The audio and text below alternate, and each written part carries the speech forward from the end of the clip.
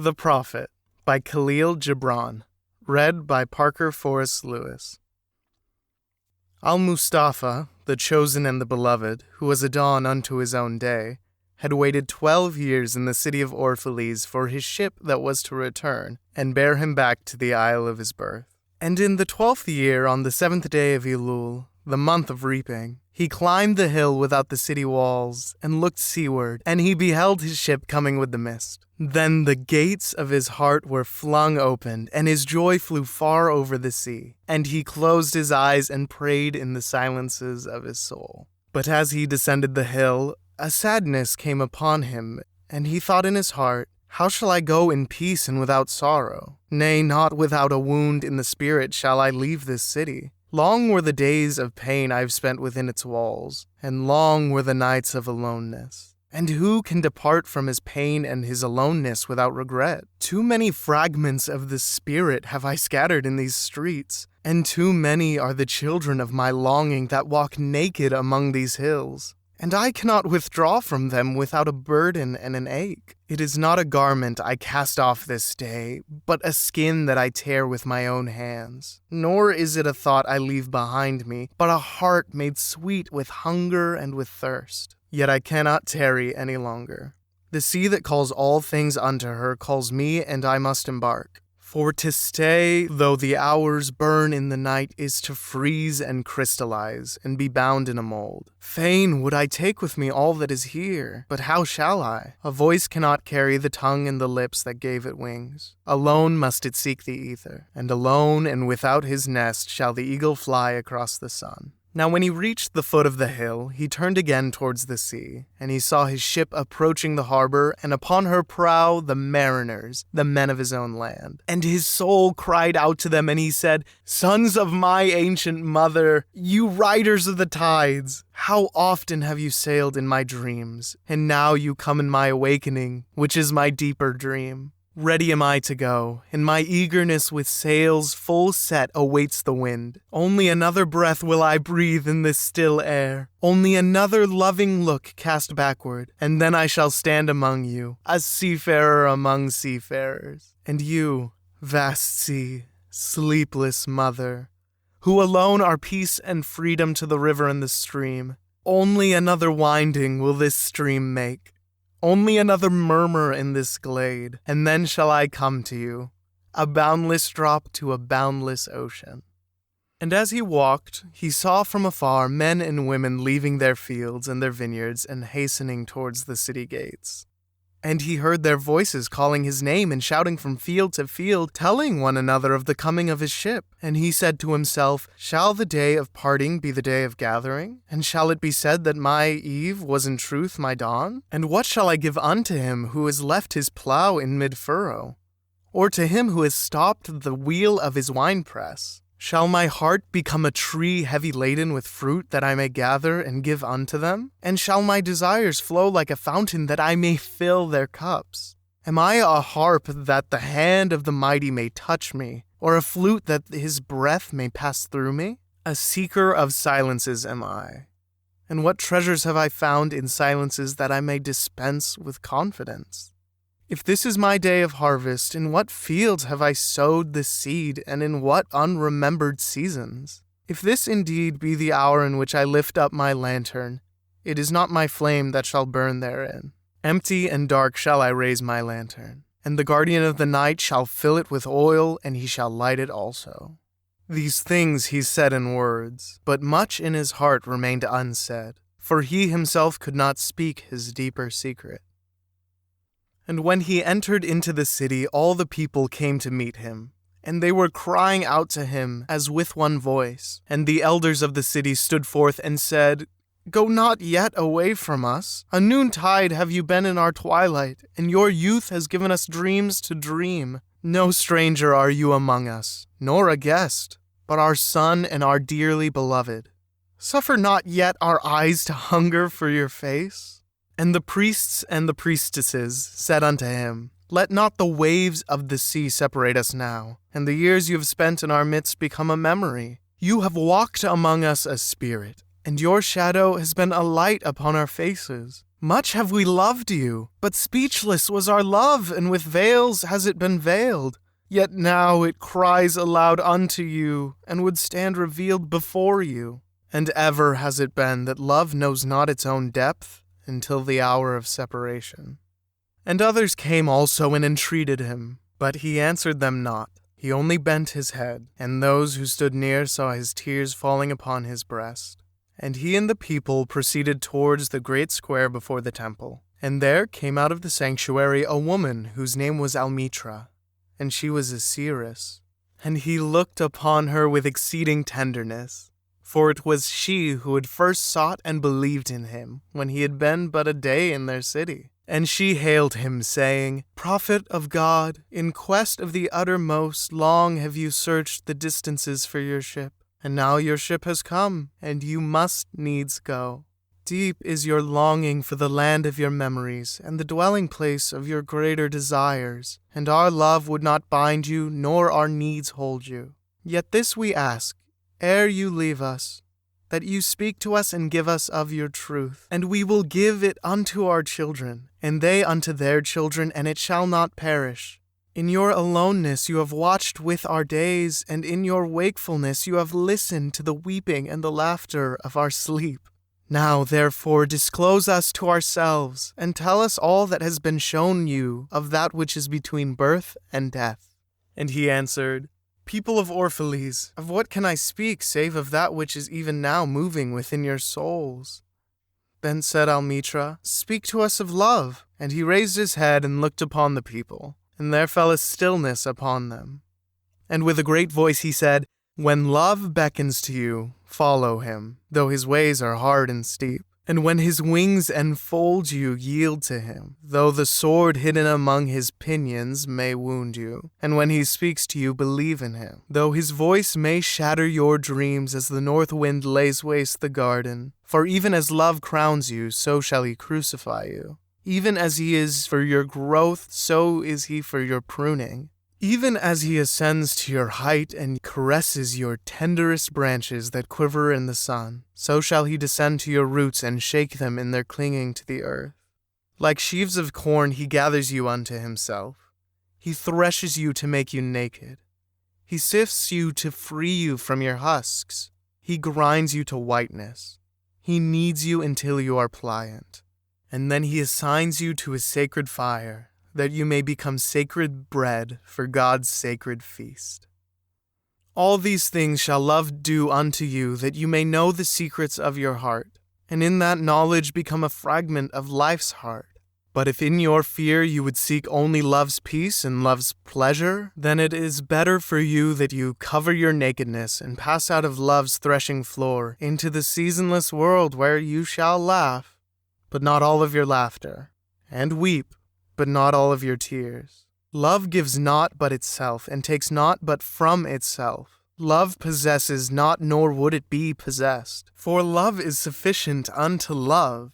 When you love, you should not say, God is in my heart, but rather, I am in the heart of God. And think not you can direct the course of love, for love, if it finds you worthy, directs your course. Love has no other desire but to fulfill itself. But if you love and must needs have desires, let these be your desires: to melt and be like a running brook that sings its melody to the night, to know the pain of too much tenderness, to be wounded by your own understanding of love, and to bleed willingly and joyfully, to wake at dawn with a winged heart, and give thanks for another day of loving, to rest at the noon hour and meditate love's ecstasy, to return home at eventide with gratitude, and then to sleep with a prayer for the beloved in your heart and a song of praise upon your lips. Then Almitra spoke again and said, And what of marriage, master? And he answered, saying, You were born together, and together you shall be forevermore. You shall be together when the white wings of death scatter your days. Aye, you shall be together even in the silent memory of God.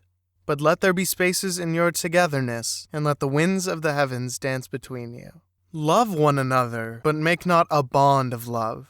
Let it rather be a moving sea between the shores of your souls. Fill each other's cup, but drink not from one cup. Give one another of your bread, but eat not from the same loaf. Sing and dance together and be joyous, but let each one of you be alone, even as the strings of a lute are alone, though they quiver with the same music. Give your hearts, but not into each other's keeping, for only the hand of life can contain your hearts. And stand together, yet not too near together, for the pillars of the temple stand apart, and the oak tree and the cypress grow not in each other's shadow. And a woman, who held a babe against her bosom, said, "Speak to us of children." And he said, "Your children are not your children. They are the sons and daughters of life's longing for itself. They come through you, but not from you. And though they are with you, yet they belong not to you. You may give them your love, but not your thoughts, for they have their own thoughts. You may house their bodies, but not their souls, for their souls dwell in the house of tomorrow, which you cannot visit, not even in your dreams. You may strive to be like them, but seek not to make them like you, for life goes not backwards, nor tarries with yesterday. You are the bows from which your children as living arrows are sent forth. The archer sees the mark upon the path of the infinite, and he bends you with his might that his arrows may go swift and far. Let your bending in the archer's hand be for gladness, for even as he loves the arrow that flies, so he loves also the bow that is stable. Then said a rich man, "Speak to us of giving." And he answered, "You give but little when you give of your possessions. It is when you give of yourself that you truly give. For what are your possessions but things you keep and guard for fear you may need them tomorrow? And tomorrow, what shall tomorrow bring to the overprudent dog bearing bones in the trackless sand as he follows the pilgrims to the holy city? And what is fear of need but need itself? Is not dread of thirst when your well is full the thirst that is unquenchable? There are those who give little of the much which they have, and they give it for recognition, and their hidden desire makes their gifts unwholesome.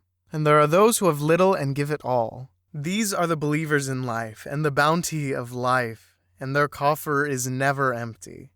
There are those who give with joy, and that joy is their reward. And there are those who give with pain, and that pain is their baptism. And there are those who give and know not pain in giving, nor do they seek joy, nor give with mindfulness of virtue. They give as in yonder valley the myrtle breathes its fragrance into space, through the hands of such as these God speaks, and from behind their eyes he smiles upon the earth. It is well to give when asked, but it is better to give unasked, through understanding. And to the open-handed the search for one who shall receive is joy greater than giving. And is there aught you would withhold? All you have shall some day be given. Therefore give now, that the season of giving may be yours and not your inheritors. You often say, "I would give, but only to the deserving." The trees in your orchard say not so, nor the flocks in your pasture. They give that they may live, for to withhold is to perish. Surely he who is worthy to receive his days and his nights is worthy of all else from you. And he who has deserved to drink from the ocean of life deserves to fill his cup from your little stream. And what desert greater shall there be than that which lies in the courage and the confidence, nay, the charity of receiving? And who are you that men should rend their bosom and unveil their pride, that you may see their worth naked and their pride unabashed? See first that you yourself deserve to be a giver and an instrument of giving. For in truth it is life that gives unto life, while you, who deem yourself a giver, are but a witness. And you receivers, and you are all receivers, assume no weight of gratitude, lest you lay a yoke upon yourself and upon him who gives. Rather rise together with the giver on his gifts as on wings. For to be over-mindful of your debt is to doubt his generosity, who has the free-hearted earth for mother and God for father. Then an old man, a keeper of an inn, said, "Speak to us of eating and drinking." And he said, "Would that you could live on the fragrance of the earth, and like an air plant be sustained by the light. But since you must kill to eat, and rob the newly born of its mother's milk to quench your thirst, let it then be an act of worship. And let your board stand an altar on which the pure and the innocent of forest and plain are sacrificed for that which is purer and still more innocent in man. When you kill a beast, say to him in your heart, by the same power that slays you, I too am slain, and I too shall be consumed. For the law that delivered you into my hand shall deliver me into a mightier hand. Your blood and my blood is not but the sap that feeds the tree of heaven. And when you crush an apple with your teeth, say to it in your heart, your seed shall live in my body, and the buds of your tomorrow shall blossom in my heart. And your fragrance shall be my breath, and together we shall rejoice through all the seasons. And in the autumn, when you gather the grapes of your vineyards for the winepress, say in your heart, I too am a vineyard, and my fruit shall be gathered for the winepress. And like new wine I shall be kept in eternal vessels. And in winter, when you draw the wine, let there be in your heart a song for each cup, and let there be in the song a remembrance for the autumn days, and for the vineyard and for the winepress.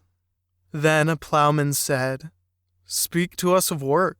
And he answered, saying, You work that you may keep pace with the earth and the soul of the earth. For to be idle is to become a stranger unto the seasons, and to step out of life's procession that marches in majesty and proud submission towards the infinite.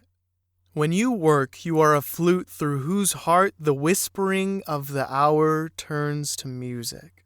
Which of you would be a reed, dumb and silent, when all else sings together in unison?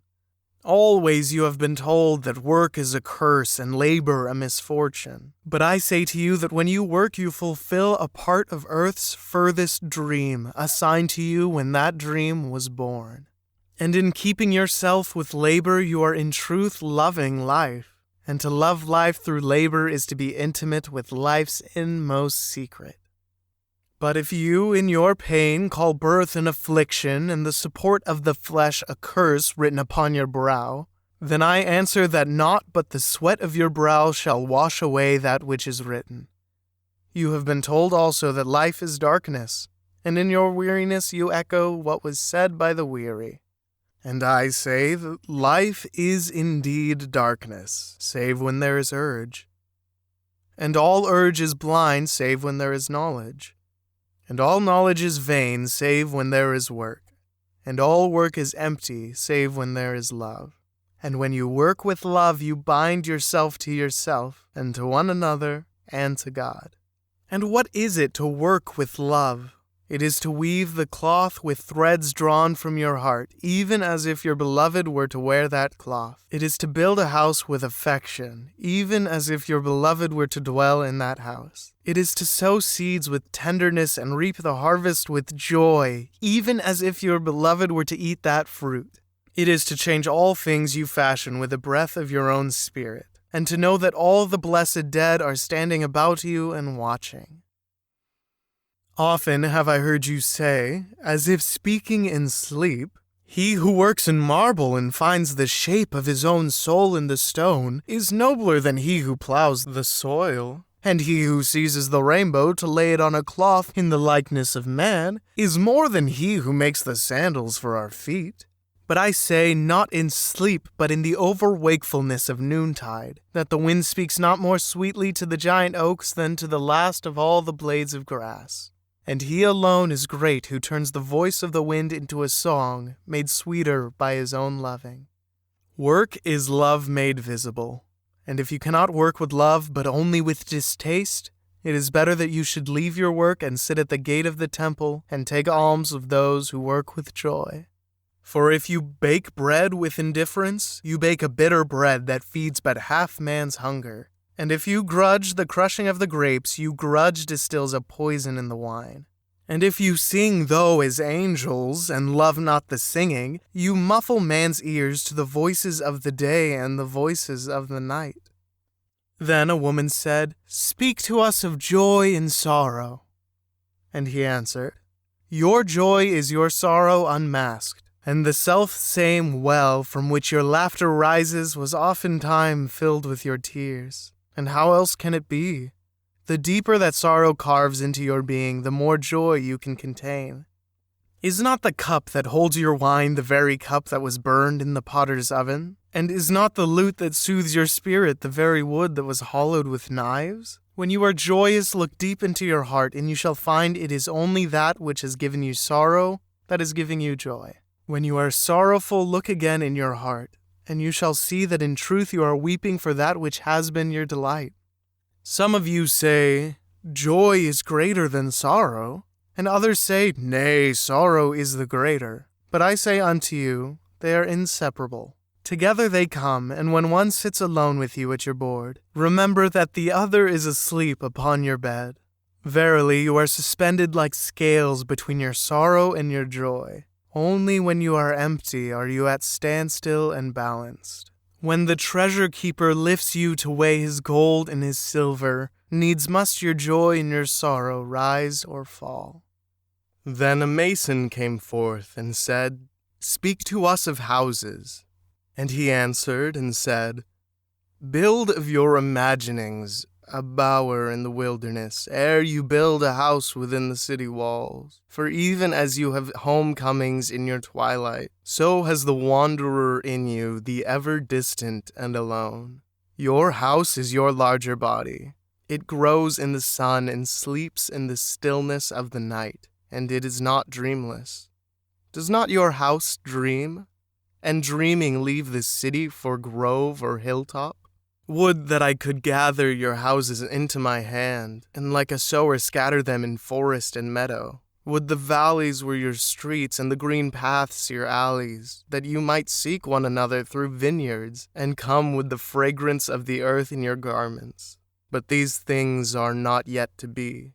In their fear your forefathers gathered you too near together, and that fear shall endure a little longer. A little longer shall your city walls separate your hearths from your fields. And tell me, people of Orphalese, what have you in these houses, and what is it you guard with fastened doors? Have you peace, the quiet urge that reveals your power? Have your remembrances the glimmering arches that span the summits of the mind? Have you beauty that leads the heart from things fashioned of wood and stone to the holy mountain?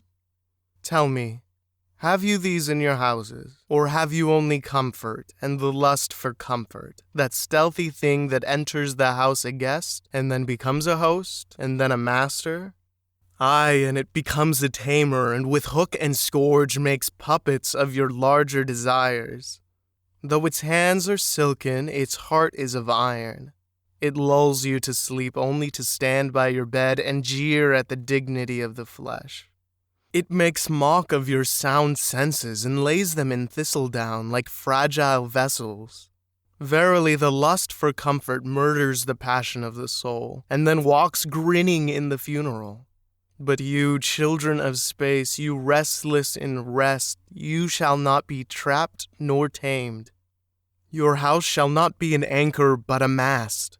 It shall not be a glistening film that covers a wound, but an eyelid that guards the eye. You shall not fold your wings that you may pass through doors, nor bend your heads that they strike not against a ceiling, nor fear to breathe lest walls should crack and fall down. You shall not dwell in tombs made by the dead for the living, and though of magnificence and splendor, your house shall not hold your secret, nor shelter your longing. For that which is boundless in you abides in the mansion of the sky, whose door is the morning mist, and whose windows are the songs and the silences of night. And the weaver said, Speak to us of clothes. And he answered, Your clothes conceal much of your beauty, yet they hide not the unbeautiful. And though you seek in garments the freedom of privacy, you may find in them a harness and a chain. Would that you could meet the sun and the wind with more of your skin and less of your raiment. For the breath of life is in the sunlight, and the land of life is in the wind. Some of you say, It is the north wind who has woven the clothes we wear. And I say, Aye, it was the north wind, but shame was his loom, and the softening of the sinews was his thread. And when his work was done, he laughed in the forest. Forget not that modesty is for a shield against the eye of the unclean. And when the unclean shall be no more, what were modesty but a fetter and a fouling of the mind? And forget not that the earth delights to feel your bare feet, and the wind longs to play with your hair. And a merchant said, Speak to us of buying and selling. And he answered and said, To you the earth yields her fruit, and you shall not want if you but know how to fill your hands. It is in exchanging the gifts of the earth that you shall find abundance and be satisfied. Yet unless the exchange be in love and kindly justice, it will but lead some to greed and others to hunger. When in the marketplace you toilers of the sea and fields and vineyards meet the weavers and the potters and the gatherers of spices, invoke then the master spirit of the earth to come into your midst and sanctify the scales and the reckoning that weighs value against value. And suffer not the barren-handed to take part in your transactions, who would sell their words for your labor.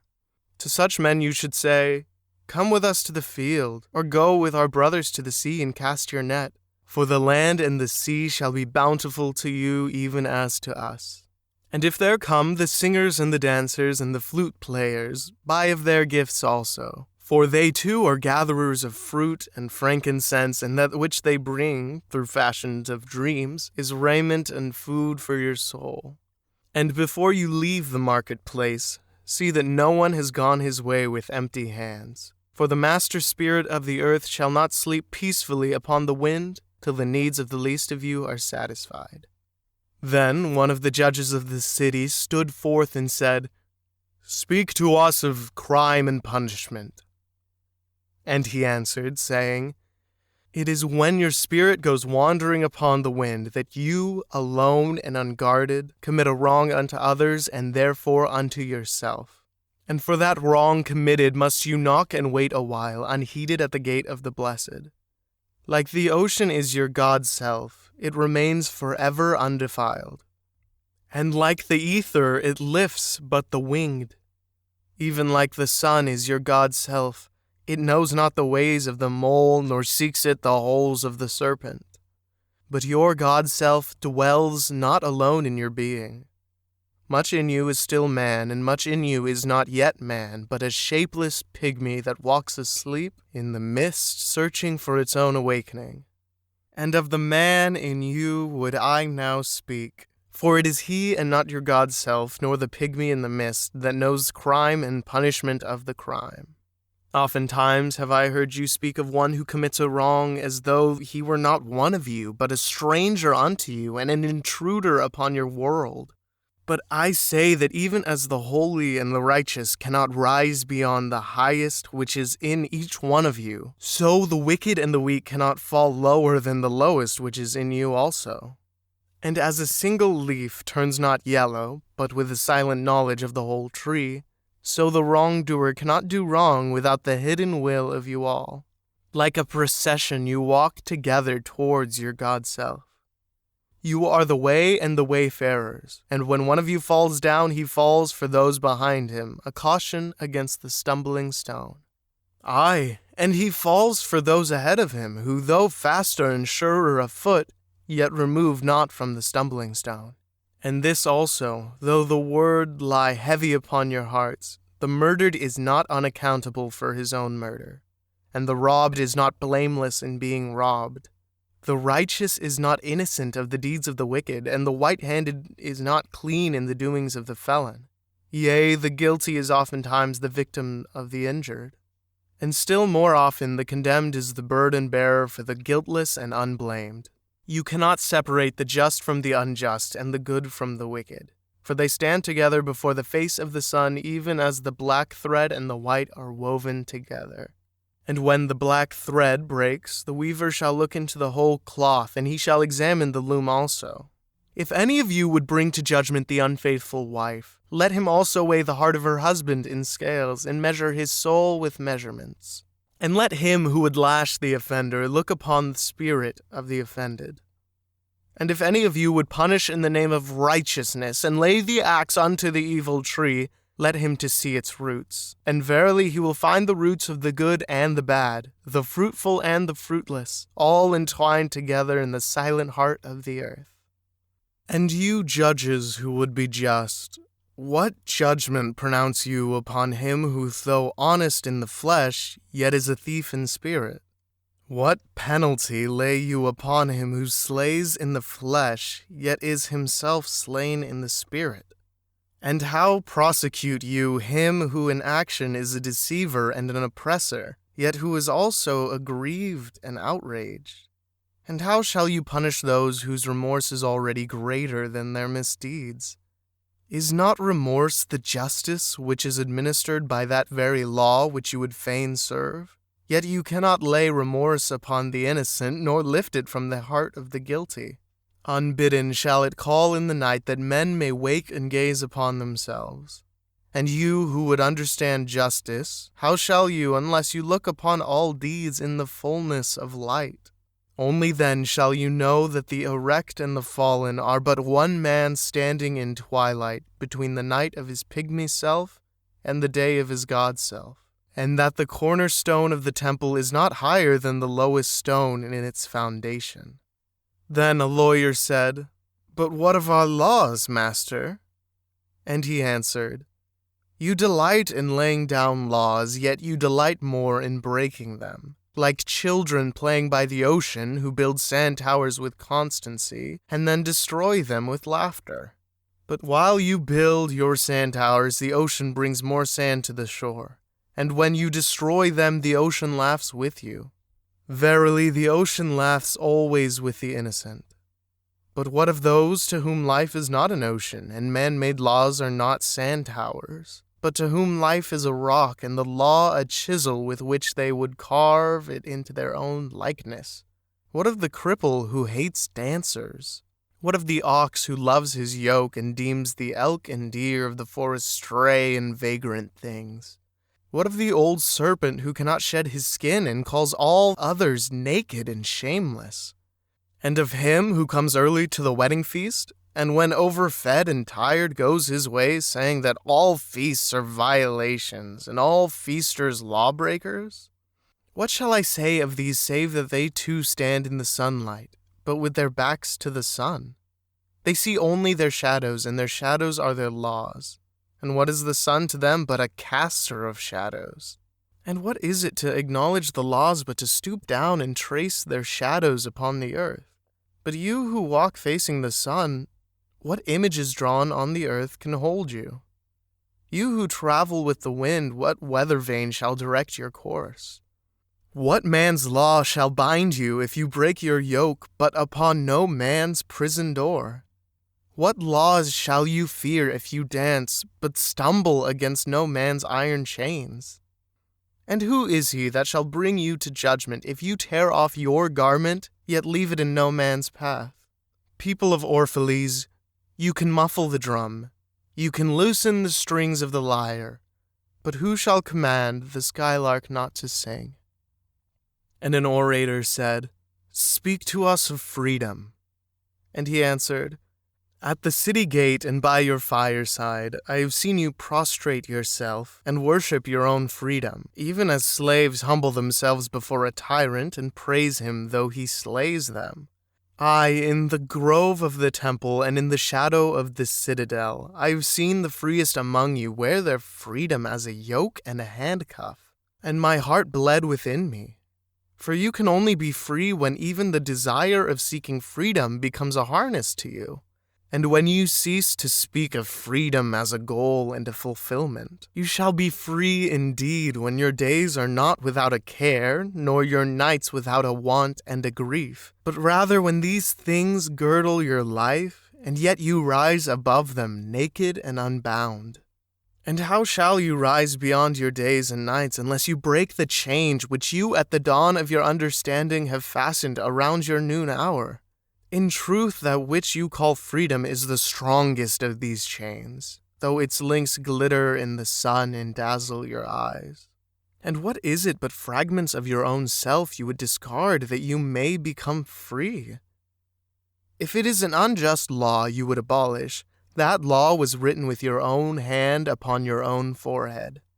You cannot erase it by burning your law books, nor by washing the foreheads of your judges, though you pour the sea upon them. And if it is a despot you would dethrone, see first that his throne erected within you is destroyed. For how can a tyrant rule the free and the proud, but for a tyranny in their own freedom and a shame in their own pride? And if it is a care you would cast off, that cart has been chosen by you rather than imposed upon you. And if it is a fear you would dispel, the seat of that fear is in your heart and not in the hand of the feared. Verily all things move within your being in constant half-embrace, the desired and the dreaded, the repugnant and the cherished, the pursued and that which you would escape. These things move within you as lights and shadows and pairs that cling, and when the shadow fades and is no more, the light that lingers becomes a shadow to another light. And thus your freedom, when it loses its fetters, becomes itself the fetter of a greater freedom. And the priestess spoke again and said, "Speak to us of reason and passion." And he answered, saying, "Your soul is oftentimes a battlefield, upon which your reason and your judgment wage war against your passion and your appetite. Would that I could be the peacemaker in your soul, that I might turn the discord and the rivalry of your elements into oneness and melody. But how shall I, unless you yourselves be also the peacemakers, nay, the lovers of all your elements? Your reason and your passion are the rudder and the sails of your seafaring soul. If either your sails or your rudder be broken, you can but toss and drift, or else be held at a standstill in mid-seas. For reason, ruling alone, is a force confining, and passion unattended is a flame that burns to its own destruction. Therefore let your soul exalt your reason to the height of passion that it may sing, and let it direct your passion with reason, that your passion may live through its own daily resurrection, and like the phoenix, rise above its own ashes. I would have you consider your judgment and your appetite even as you would two loved guests in your house. Surely you would not honor one guest above the other, for he who is more mindful of one loses the love and the faith of both among the hills. When you sit in the cool shade of the white poplars, sharing the peace and serenity of distant fields and meadows, then let your heart say in silence, God rests in reason. And when the storm comes and the mighty wind shakes the forest, and thunder and lightning proclaim the majesty of the sky, then let your heart say in awe, God moves in passion. And since you are a breath in God's sphere, and a leaf in God's forest, you too should rest in reason and move in passion. And a woman spoke, saying, Tell us of pain. And he said, Your pain is the breaking of the shell that encloses your understanding. Even as the stone of the fruit must break, that its heart may stand in the sun, so must you know pain. And could you keep your heart in wonder at the daily miracles of your life, your pain would not seem less wondrous than your joy, and you would accept the seasons of your heart even as you have always accepted the seasons that pass over your fields, and you would watch with serenity through the winters of your grief. Much of your pain is self-chosen. It is the bitter poison by which the physician within you heals your sick self. Therefore, trust the physician and drink his remedy in silence and tranquility. For his hand, though heavy and hard, is guided by the tender hand of the unseen. And the cup he brings, though it burn your lips, has been fashioned of the clay which the potter has moistened with his own sacred tears. And a man said, Speak to us of self-knowledge. And he answered, saying, Your hearts know in silence the secrets of the days and the nights, but your ears thirst for the sound of your heart's knowledge. You would know in words that which you have always known in thought. You would touch with your fingers the naked body of your dreams, and it is well you should. The hidden wellspring of your soul must needs rise and run murmuring to the sea, and the treasure of your infinite depths would be revealed to your eyes. But let there be no scales to weigh your unknown treasure, and seek not the depths of your knowledge with staff or sounding line, for self is a sea, boundless and measureless. Say not, I have found the truth, but rather I have found a truth. Say not, I have found the path of the soul, say rather, I have met the soul walking upon my path, for the soul walks upon all paths. The soul walks not upon a line, neither does it grow like a reed. The soul unfolds itself like a lotus of countless petals. Then said a teacher, Speak to us of teaching. And he said, No man can reveal to you aught but that which already lies half asleep in the dawning of your knowledge. The teacher who walks in the shadow of the temple among his followers gives not of his wisdom, but rather of his faith and his lovingness. If he is indeed wise, he does not bid you enter the house of his wisdom, but rather leads you to the threshold of your own mind. The astronomer may speak to you of his understanding of space, but he cannot give you his understanding. The musician may sing to you of the rhythm which is in all space, but he cannot give you the ear which arrests the rhythm nor the voice that echoes it. And he who is versed in the science of numbers can tell of the regions of weight and measure, but he cannot conduct you thither, for the version of one man lends not its wings to another man. And even as each one of you stands alone in God's knowledge, so must each one of you be alone in his knowledge of God, and in his understanding of the earth. And a youth said, Speak to us of friendship. And he answered, saying, Your friend is your needs answered. He is your field which you sow with love and reap with thanksgiving. And he is your board and your fireside.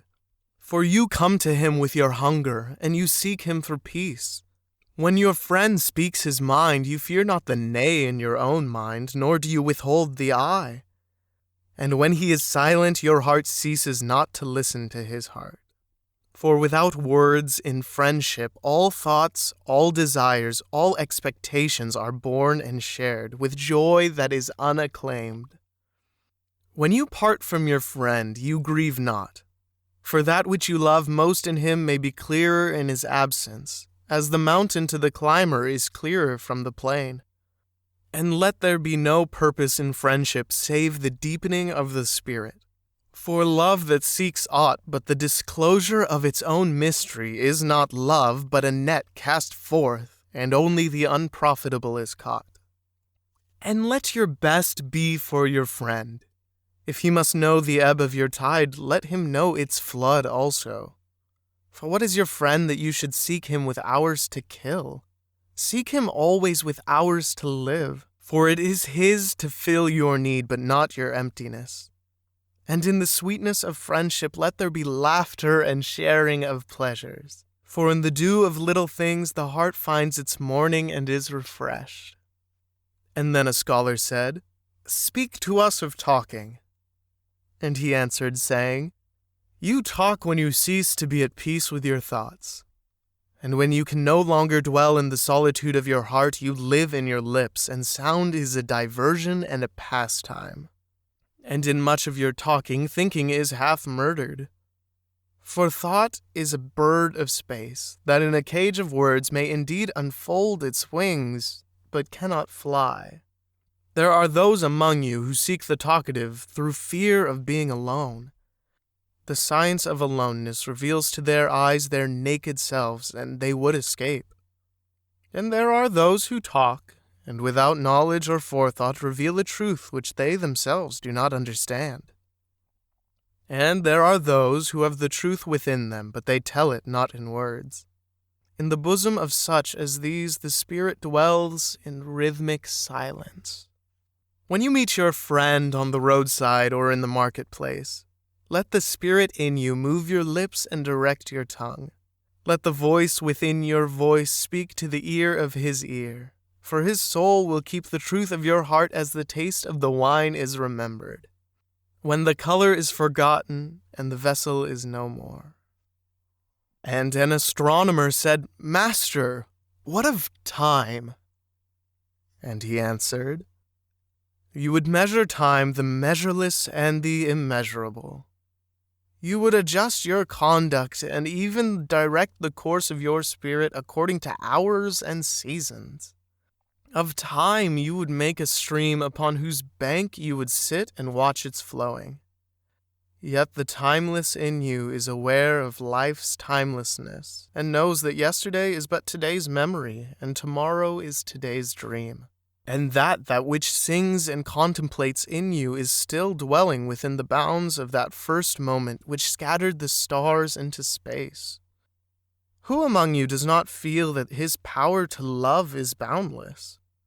And yet who does not feel that very love, though boundless, encompassed within the center of his being, and moving not from love thought to love thought, nor from love deeds to other love deeds? And is not time even as love is undivided and paceless? But if in your thought you must measure time into seasons, let each season encircle all the other seasons.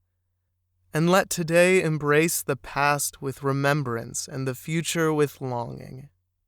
And one of the elders of the city said, "Speak to us of good and evil." And he answered, "Of the good in you I can speak, but not of the evil. For what is evil but good tortured by its own hunger and thirst? Verily, when good is hungry, it seeks food even in dark caves, and when it thirsts, it drinks even of dead waters. You are good when you are one with yourself. Yet when you are not one with yourself, you are not evil. For a divided house is not a den of thieves, it is only a divided house. And a ship without rudder may wander aimlessly among perilous isles, yet sink not to the bottom. You are good when you strive to give of yourself, yet you are not evil when you seek gain for yourself. For when you strive for gain, you are but a root that clings to the earth and sucks at her breast. Surely the fruit cannot say to the root, 'Be like me, ripe and full and ever giving of your abundance.' For to the fruit giving is a need, as receiving is a need to the root. You are good when you are fully awake in your speech, yet you are not evil when you sleep while your tongue staggers without purpose. And even stumbling speech may strengthen a weak tongue. You are good when you walk to your goal firmly and with bold steps, yet you are not evil when you go thither limping. Even those who limp go not backward. But you who are strong and swift, see that you do not limp before the lame, deeming it kindness. You are good in countless ways, and you are not evil when you are not good. You are only loitering and sluggard. Pity that the stags cannot teach swiftness to the turtles. In your longing for your giant self lies your goodness, and that longing is in all of you. But in some of you that longing is a torrent rushing with might to the sea, carrying the secrets of the hillsides and the songs of the forest. And in others it is a flat stream that loses itself in angles and bends and lingers before it reaches the shore. But let not him who longs much say to him who longs little, 'Wherefore are you slow and halting?' For the truly good ask not the naked, 'Where is your garment?' nor the houseless, 'What has befallen your house?' Then a priestess said, 'Speak to us of prayer.' And he answered, saying, 'You pray in your distress and in your need. Would that you might pray also in the fullness of your joy and in your days of abundance. For what is prayer but the expansion of yourself into the living ether? And if it is for your comfort to pour your darkness into space, it is also for your delight to pour forth the dawning of your heart. And if you cannot but weep when your soul summons you to prayer, she should spur you again and yet again, though weeping, until you shall come laughing. When you pray, you rise to meet in the air those who are praying at that very hour, and whom save in prayer you may not meet. Therefore let your visit to that temple invisible be for naught, but ecstasy and sweet communion. For if you should enter the temple for no other purpose than asking, you shall not receive. And if you should enter into it to humble yourself, you shall not be lifted. Or even if you should enter into it to beg for the good of others, you shall not be heard. It is enough that you enter the temple invisible. I cannot teach you how to pray in words. God listens not to your words, save when He Himself utters them through your lips. And I cannot teach you the prayer of the seas and the forests and the mountains.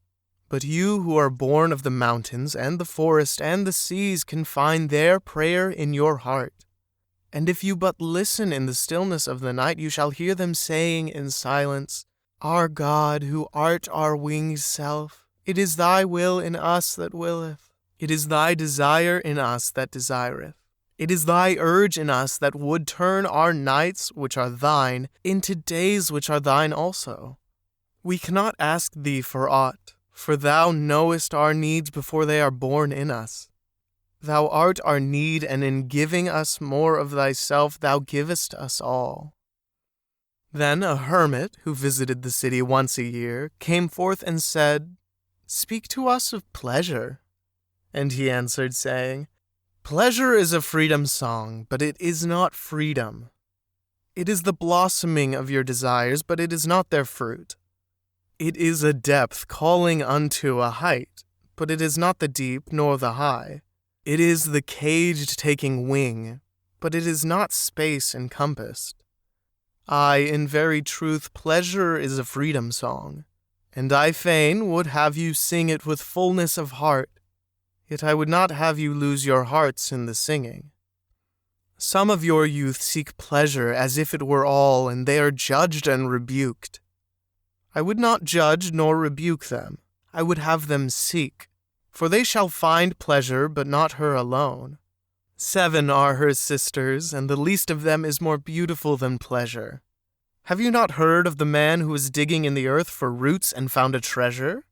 And some of your elders remember pleasures with regret, like wrongs committed in drunkenness.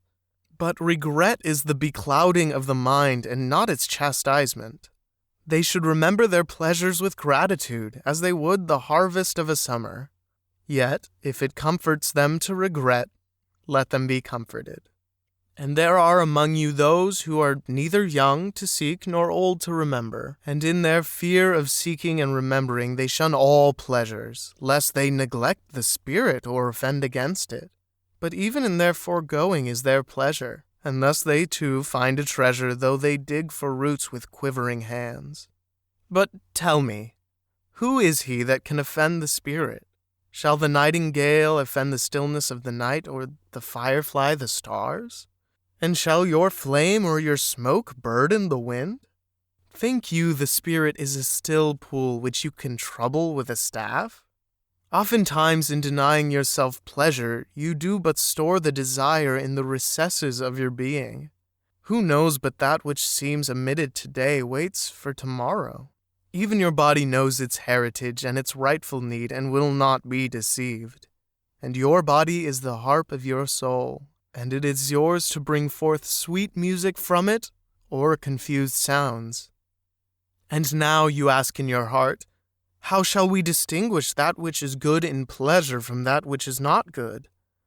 Go to your fields and your gardens, and you shall learn that it is the pleasure of the bee to gather honey of the flower, but it is also the pleasure of the flower to yield its honey to the bee. For to the bee a flower is a fountain of life, and to the flower a bee is a messenger of love. And to both bee and flower the giving and the receiving of pleasure is a need and an ecstasy. People of Orphalese, be in your pleasures like the flowers and the bees. And a poet said, Speak to us of beauty. And he answered, Where shall you seek beauty? And how shall you find her unless she herself be your way and your guide? And how shall you speak of her except she be the weaver of your speech? The aggrieved and the injured say beauty is kind and gentle, like a young mother half shy. Of her own glory she walks among us. And the passionate say, Nay, beauty is a thing of might and dread. Like the tempest she shakes the earth beneath us and the sky above us. The tired and the weary say, beauty is of soft whisperings. She speaks in our spirit.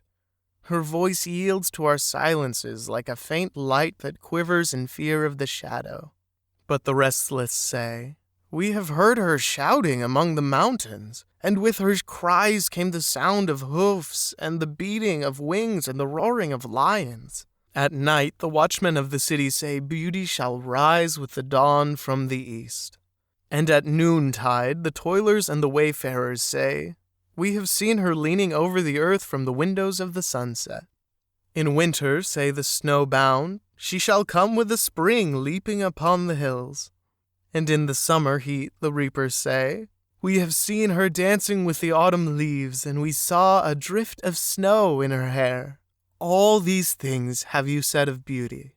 Yet in truth you spoke not of her, but of needs unsatisfied, and beauty is not a need, but an ecstasy. It is not a mouth thirsting, nor an empty hand stretched forth, but rather a heart inflamed and a soul enchanted. It is not the image you would see, nor the song you would hear, but rather an image you see, though you close your eyes, and a song you hear, though you shut your ears. It is not the sap within the furrowed bark, nor a wing attached to a claw, but rather a garden forever in bloom, and a flock of angels forever in flight. People of Orphalese, beauty is life when life unveils her holy face. But you are life, and you are the veil. Beauty is eternity gazing at itself in a mirror. But you are eternity, and you are the mirror. And an old priest said, "Speak to us of religion." And he said, "Have I spoken this day of aught else? Is not religion all deeds and all reflection? And that which is neither deed nor reflection, but a wonder and a surprise ever springing in the soul, even while the hands hew the stone or tend the loom? Who can separate his faith from his actions or his belief from his occupations? Who can spread his hours before him, saying, 'This for God and this for myself, this for my soul and this other for my body'? All your hours are wings that beat through space from self to self. He who wears his morality, but as his best garment were better naked. The wind and the sun will tear no holes in his skin, and he who defines his conduct by ethics imprisons his songbird in a cage. The freest song comes not through bars and wires. And he to whom worshipping is a window to open, but also to shut, has not yet visited the house of his soul, whose windows are from dawn to dawn. Your daily life is your temple and your religion. Whenever you enter into it, take with you your all. Take the plow and the forge and the mallet and the lute, the things you have fashioned in necessity or for delight. For in reverie you cannot rise above your achievements, nor fall lower than your failings. And take with you all men, for in adoration you cannot fly higher than their hopes, nor humble yourself lower than their despair. And if you would know God, be not therefore a solver of riddles. Rather look about you, and you shall see him playing with your children. And look into space. You shall see him walking in the cloud, outstretching his arms in the lightning and descending in the rain. You shall see him smiling in flowers, then rising and waving his hands in trees. Then Almitra spoke, saying, "We would ask now of death." And he said, "You would know the secret of death, but how shall you find it unless you seek it in the heart of life?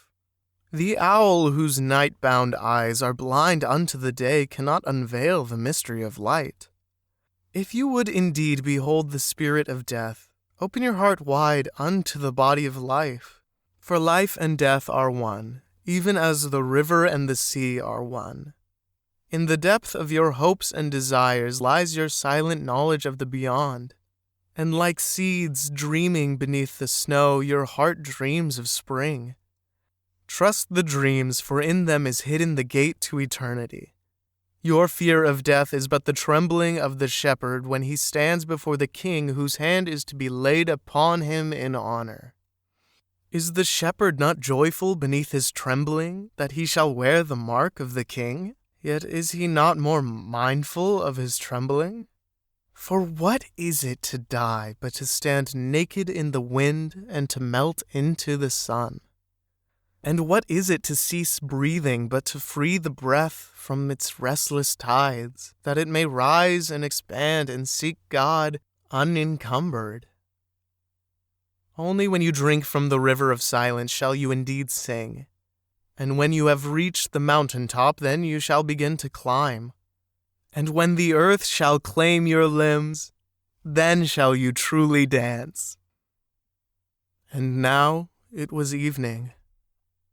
And Almitra the seeress said, Blessed be this day and this place, and your spirit that has spoken.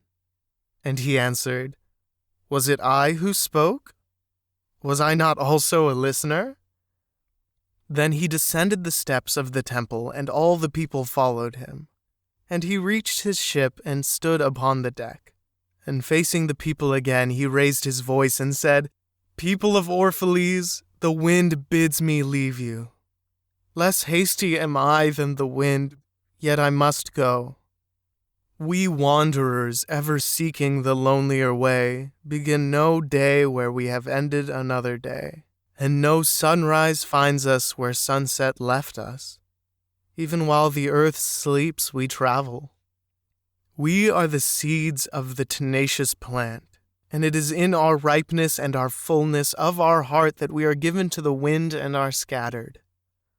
Brief were my days among you, and briefer still the words I have spoken.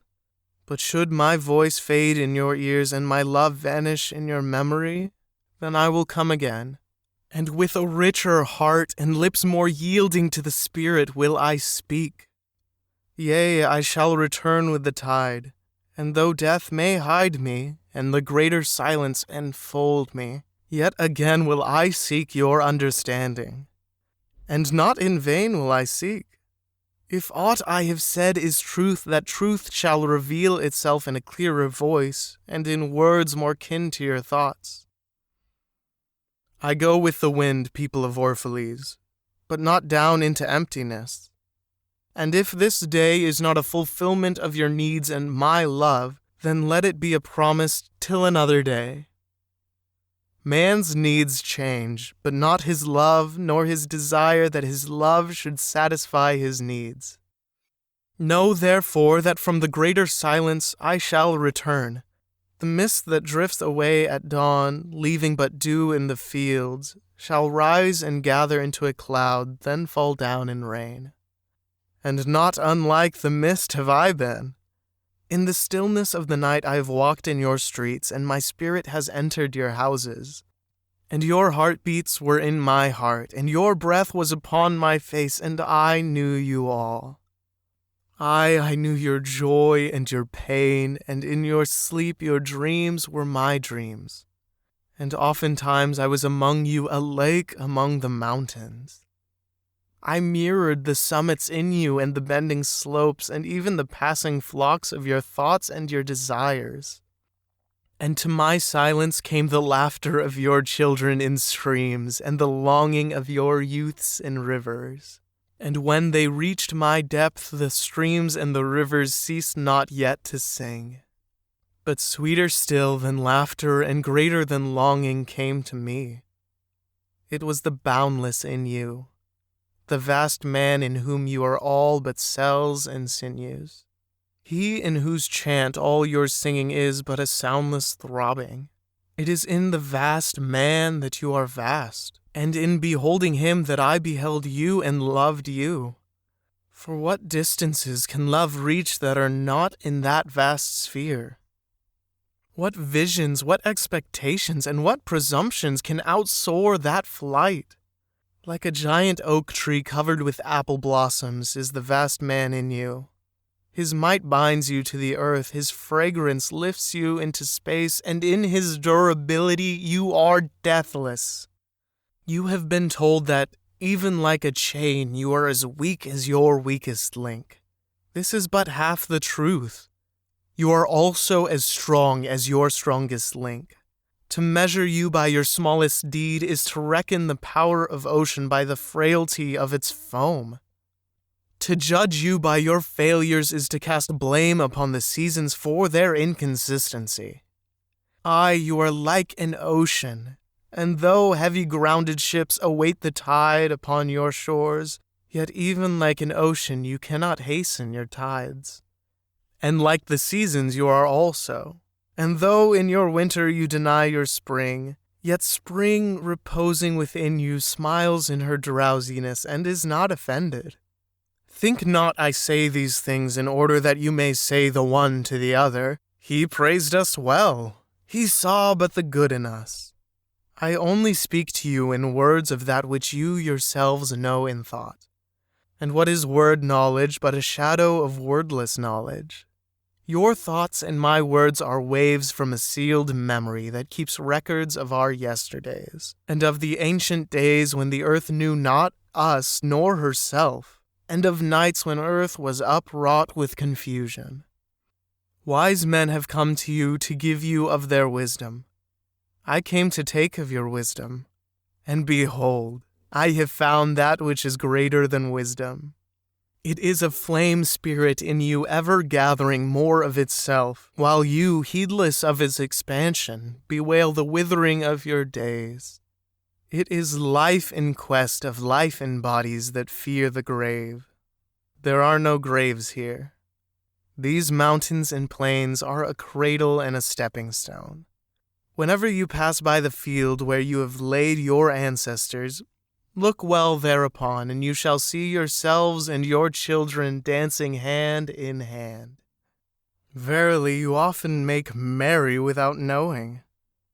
Others have come to you to whom for golden promises made unto your faith you have given but riches and power and glory. Less than a promise have I given, and yet more generous have you been to me. You have given me my deeper thirsting after life. Surely there is no greater gift to a man than that which turns all his aims into parching lips and all life into a fountain. And in this lies my honor and my reward, that whenever I come to the fountain to drink, I find the living water itself thirsty, and it drinks me while I drink it. Some of you have deemed me proud and over-shy to receive gifts. Too proud indeed am I to receive wages, but not gifts. And though I have eaten berries among the hills when you would have had me sit at your board, and slept in the portico of the temple when you would gladly have sheltered me, yet was it not your loving mindfulness of my days and my nights that made food sweet to my mouth and girdled my sleep with visions? For this I bless you most. You give much and know not that you give at all. Verily, the kindness that gazes upon itself in a mirror turns to stone, and a good deed that calls itself by tender names becomes the parent to a curse. And some of you have called me aloof and drunk with my own aloneness. And you have said, "He holds counsel with the trees of the forest, but not with men. He sits alone on hilltops and looks down upon our city." True it is that I have climbed the hills and walked in remote places. How could I have seen you save from a great height or a great distance? How can one be indeed near unless he be far? And others among you called unto me, not in words, and they said, "Stranger, stranger, lover of unreachable heights, why dwell you among the summits where eagles build their nests? Why seek you the unattainable? What storms would you trap in your net? And what vaporous birds do you hunt in the sky? Come and be one of us. Descend and appease your hunger with our bread, and quench your thirst with our wine." In the solitude of their souls they said these things. But were their solitude deeper, they would have known that I sought but the secret of your joy and your pain. And I hunted only your larger selves that walk the sky. But the hunter was also the hunted. For many of my arrows left my bow only to seek my own breast. And the flyer was also the creeper. For when my wings were spread in the sun, their shadow upon the earth was a turtle. And I, the believer, was also the doubter. For often have I put my finger in my own wound, that I might have the greater belief in you, and the greater knowledge of you. And it is with this belief and this knowledge that I say, you are not enclosed within your bodies, nor confined to houses or fields. That which is you dwells above the mountains and roves with the wind. It is not a thing that crawls into the sun for warmth or digs holes into darkness for safety, but a thing free, a spirit that envelops the earth and moves in the ether. If these be vague words, then seek not to clear them. Vague and nebulous is the beginning of all things, but not their end. And I fain would have you remember me as a beginning. Life and all that lives is conceived in the mist and not in the crystal. And who knows but a crystal is mist in decay? This would I have you remember in remembering me. That which seems most feeble and bewildered in you is the strongest and most determined. Is it not your breath that has erected and hardened the structure of your bones? And is it not a dream which none of you remember having dreamt that built your city and fashioned all there is in it? Could you but see the tides of that breath, you would cease to see all else. And if you could hear the whispering of the dream, you would hear no other sound. But you do not see, nor do you hear. And it is well. The veil that clouds your eyes shall be lifted by the hands that wove it. And the clay that fills your ears shall be pierced by those fingers that kneaded it. And you shall see, and you shall hear, yet you shall not deplore having known blindness, nor regret having been deaf. For in that day you shall know the hidden purposes in all things, and you shall bless darkness as you would bless light. After saying these things he looked about him, and he saw the pilot of his ship standing by the helm, and gazing now at the full sails, and now at the distance. And he said, Patient, over patient is the captain of my ship. The wind blows, and restless are the sails. Even the rudder begs direction, yet quietly my captain awaits my silence. And these, my mariners, who have heard the choir of the greater sea, they too have heard me patiently. Now they shall wait no longer. I am ready. The stream has reached the sea, and once more the great mother holds her son against her breast. Fare you well, people of Orphalese. This day has ended. It is closing upon us even as the water lily upon its own tomorrow. What was given us here we shall keep. And if it suffices not, then again must we come together and together stretch our hands unto the giver. Forget not that I shall come back to you. A little while and my longing shall gather dust and foam for another body. A little while, a moment of rest upon the wind, and another woman shall bear me. Farewell to you and the youth I have spent with you. It was but yesterday we met in a dream. You have sung to me in my aloneness, and I of your longings have built a tower in the sky. But now our sleep has fled, and our dream is over, and it is no longer dawn. The noontide is upon us, and our half-waking has turned to fuller day, and we must part.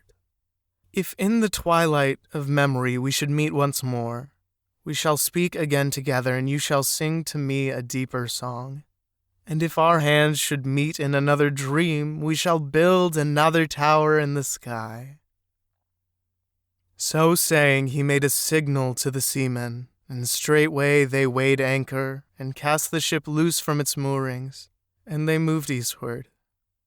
And a cry came from the people as from a single heart, and it rose into the dusk and was carried out over the sea like a great trumpeting. Only Almitra was silent, gazing after the ship until it had vanished into the mist. And when all the people were dispersed, and she still stood alone upon the sea-wall, remembering in her heart his saying, A little while, a moment of rest upon the wind, and another woman shall bear me.